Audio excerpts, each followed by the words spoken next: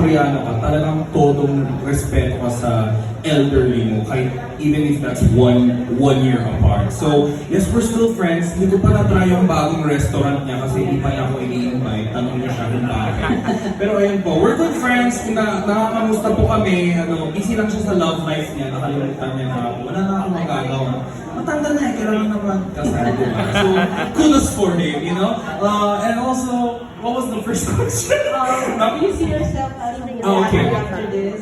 Actually, bro, when I first got this offer, I was like, oh, it's a Filipino movie, okay, so I thought it would be, very Filipino, but when I saw how the edited version, the treatment, grabe, Direk never treated me any less than the bida. She always checked on me. Kahit sobrang konti lang po yung roles ko, she would always ask me, did you eat? How was your sleep? Did you get your own room?